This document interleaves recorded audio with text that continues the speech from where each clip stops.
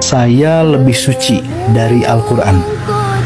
Saya lebih suci dari Al-Quran adalah ucapan guru saya saat saya dan guru saya berbicara empat mata. Hanya ada saya dan dia. Ya, guru saya tidak menampakkan level dirinya yang asli kepada orang lain. Di hadapan orang lain dia tetap sholat kayak biasa, ya, ibadah kayak biasa gitu kan. Dia tetap menjadi orang-orang awam pada umumnya. Dia tetap jadi orang yang seperti kita lah, seperti bukan orang yang memiliki tingkat spiritual yang tinggi, orang biasa aja lah, ya. Tapi saat hanya ada saya dan dia, guru saya tiba-tiba berubah menjadi sosok yang benar-benar memiliki kesadaran yang tinggi. Saya sendiri heran kenapa guru saya bisa menyembunyikan jati dirinya. Kenapa guru saya bisa menyembunyikan level spiritualnya serapih itu. Dan salah satu ucapan yang cukup berat di dalam pikiran saya adalah ucapan yang mengatakan bahwa saya lebih suci dari Al-Quran.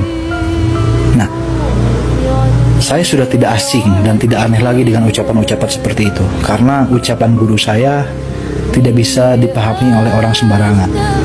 Perlu kebersihan hati, kebersihan pikiran, dan kejernihan batin untuk memahami ucapan-ucapan tersebut. Hingga akhirnya saya coba menjernihkan pikiran saya, membersihkan hati saya untuk memahami ucapan tersebut.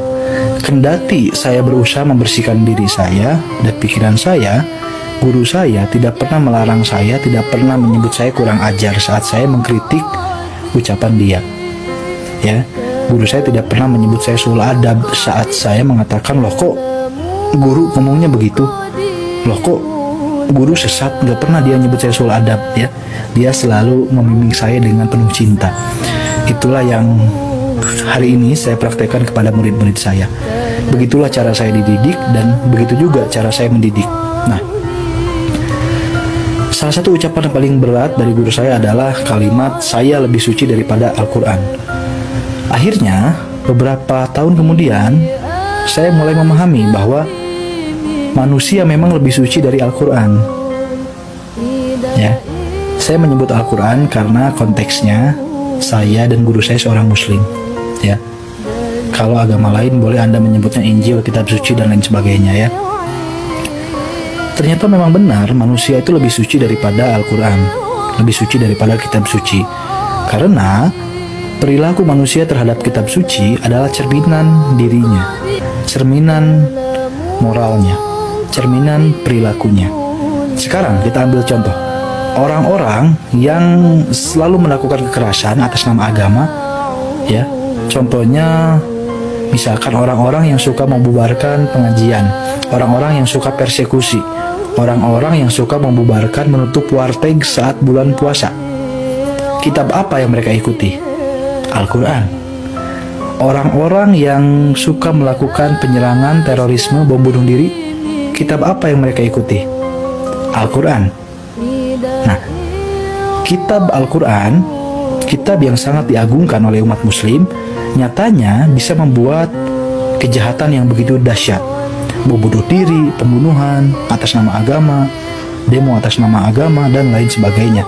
Bahkan Sayyidina Ali pun dibunuh oleh orang yang fasih membaca Al-Quran, ya. Sehingga kitab suci Al-Quran justru bisa menjadi sumber kejahatan yang dahsyat jika ada di tangan orang yang tidak bermoral. Itulah kenapa manusia lebih suci daripada Al-Quran dan kitab suci manapun. Karena cara manusia memandang Al-Quran adalah bentuk kesucian dirinya. Di dalam Islam, Al-Quran harus dipegang dengan dalam keadaan wudhu, harus disimpan di kepala, disuhun kalau dalam bahasa Sunda, ya. Itu bukan tanda kitabnya benar-benar suci, tapi tanda bahwa orang yang sedang memegang kitab tersebut adalah orang yang memiliki hati yang suci, sehingga dia begitu menghormati kitab Al-Quran. Orang-orang yang baik, orang-orang yang suci, ya, mereka mengamalkan Al-Quran dengan cara yang luhur, sehingga buah dari pengamalan Al-Quran adalah buah yang positif, baik kepada sesama, membantu sesama, menebar kasih sayang, dan lain sebagainya. Tapi Al-Quran di tangan orang-orang yang jahat justru akan menjadi sumber kejahatan yang dahsyat. Bom bunuh diri, mengkafirkan dan membunuh orang yang tidak sepaham, bahkan pada level menghalalkan kelompok yang tidak sepaham. Kelompok yang tidak sepaham dengan orang tersebut layak untuk dibinasakan dan dibunuh. Ini kejahatan macam apa? Bahkan Tuhan sendiri pun tidak meridhoi pembunuhan. Tapi orang-orang jahat justru malah membunuh dengan menggunakan dasar ayat-ayat Tuhan. Itu artinya Al-Quran yang selama ini kita pegang tidak lebih suci dari kita. Kitalah yang suci. Karena kesucian batin kita itu bisa mengangkat kesucian Al-Quran. Berapa banyak Al-Quran dijadikan bahan candaan, dijadikan sumber kejahatan, dijadikan untuk dihina ya. Ada banyak orang yang membakar Al-Quran, ada orang yang mengencingi Al-Quran dan lain sebagainya ya. Itu artinya apa? Itu artinya seseorang lebih suci daripada Al-Quran, dan cara perilaku dia terhadap Al-Quran justru mencerminkan tingkat kebersihan dia, tingkat keluhuran moral dia, tingkat keluhuran budi pekerti dia terhadap kitab suci dan firman Allah. Ya, kitab suci Al-Quran derajatnya di bawah kesucian manusia.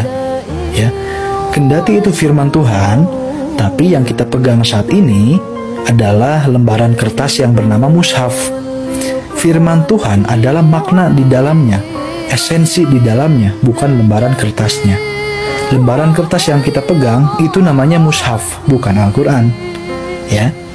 Nah, saat orang-orang membaca Al-Quran, membaca mushaf, lalu bisa mempraktekkan ajaran-ajaran luhur, bisa mengambil nilai-nilai luhur, nilai-nilai moral yang sangat agung di dalam Al-Quran, maka firman Allah di dalam Al-Quran benar-benar terlaksana.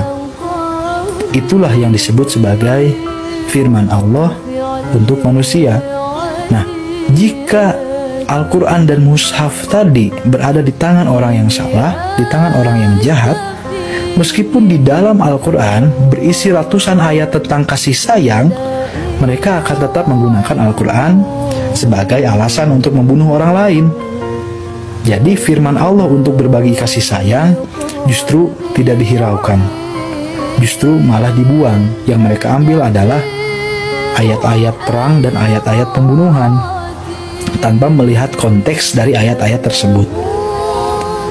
Itulah kenapa sekarang saya memandang Al-Quran sebagai suatu firman Tuhan yang sangat agung, bukan hanya untuk dibaca. Dibaca memang baik dan boleh, tapi dipraktekkan jauh lebih penting, karena Al-Quran bukanlah dongeng yang dibaca terus-menerus. Al-Quran bukanlah dongeng sebelum tidur yang selalu dibaca tiap malam tanpa dipahami makna, tanpa dipraktekkan isinya. Al-Quran lebih dari sekedar itu. Al-Quran bukan hanya harus dibaca, tapi harus dipahami dan harus dipraktekkan. Justru bagi saya, orang-orang yang hanya membaca Al-Quran tanpa mempraktekkan satupun ayat di dalam Al-Quran, itulah musuh Tuhan yang sebenarnya. Merekalah musuh Allah yang sebenarnya. Merekalah yang sebenarnya harus diberi faham.